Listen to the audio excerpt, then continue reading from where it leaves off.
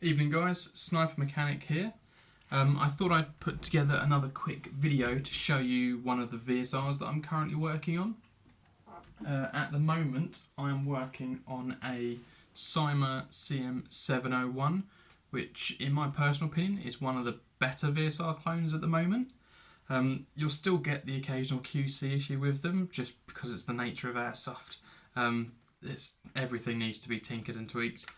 But the externals are brilliant. The stock on these is a lot thicker than a standard TM one, and I really like it. It's got a texturized feel to it, and I like the fact that it's got the correct scope rail cutout. But parts wise, I've got a load of parts from Skirm Shop. In fact, everything I'm using has come from Skirm Shop except the trigger, which is the bull trig, which I had sent to me a few weeks ago. As part of something for me to review. Looks to be a good trigger. So it's a 90-degree setup. It boasts being able to run at M190s and also give a 50 FPS boost, I think they're saying. I've got a maple leaf stainless steel cylinder, and inside this, I'll just crack that open for you. I am running a Action Army spring guide.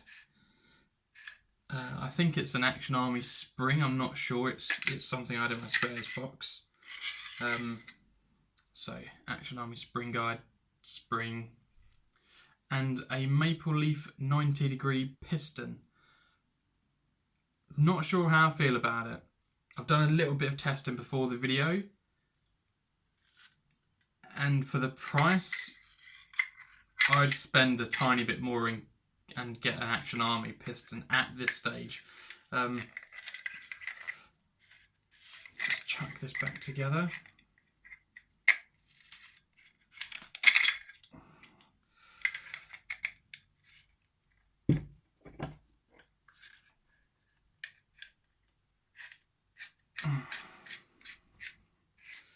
What else have I got? I've also got an Action Army 90-degree piston as well, just in case I didn't get along with the maple leaf. I wanted to have something so I could at least use the rifle.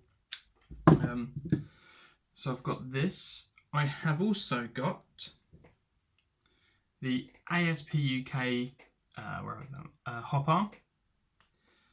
I've got the maple leaf concave hopper,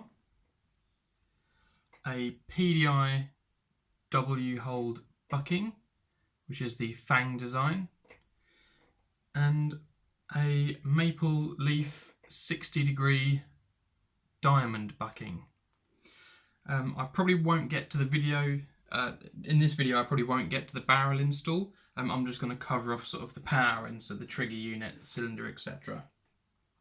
So first things first is get on all of the old externals out of this, which is a case of simply just removing these two screws.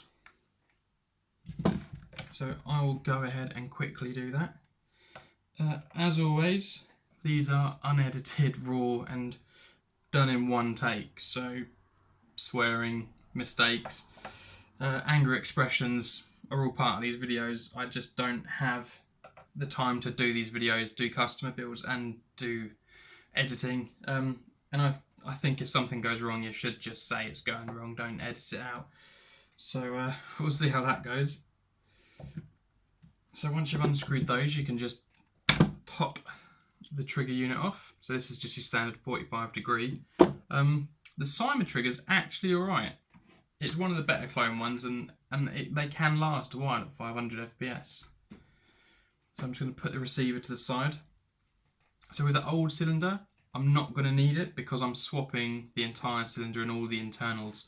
So we just need to take off the bolt handle. So I'll go ahead and quickly do that. It's only held in by one screw. Keep pressure on this. Reason being is there's a little stopper and a spring in here. And if you lose it, it will cause havoc with trying to cock the rifle. So try and keep it together as you take it apart and install it on your new cylinder.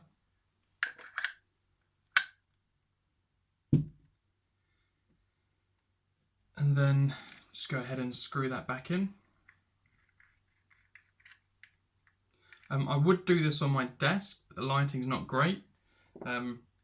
So I thought I'd just show you up here against the camera. So that's all ready to go. Now, the way the bull trig works is a bit different from every other trigger in the sense that the spring guide stopper is part of the trigger unit. So it doesn't drop, you can't remove it. Which could be a good thing if it's part of the actual design, so it should be ridiculously strong.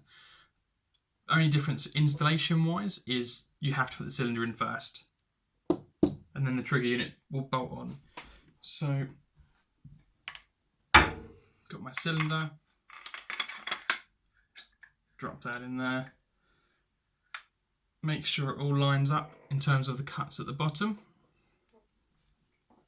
and then plonk your trigger on. Install the 2 screws, make sure, I don't know if you can see that, they've got the crunch rings on. Make sure you install it with them. So again, I won't show you how to do this. Installing 2 screws is simple enough.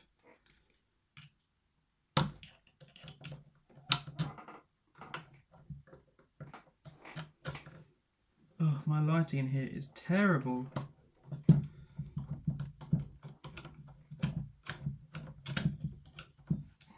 That's one. The spring in here is an M140, I think, maybe an M150. So it should give you a good indication of what to expect bolt pull wise, using the parts that I have and with the bull trig. So that is it. That's this bit done. Let's give it a try. It's always a bit more difficult when you've not got it in the stock. That's pretty smooth. Beautiful. Now, I have done some stuff to this beforehand to get that smooth. I'm not giving that away yet. There'll be a video coming on it, but at 500 FPS,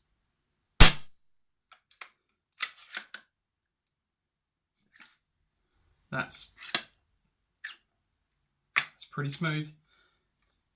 Perhaps I could sand the guide rings a bit more, but for a fresh install,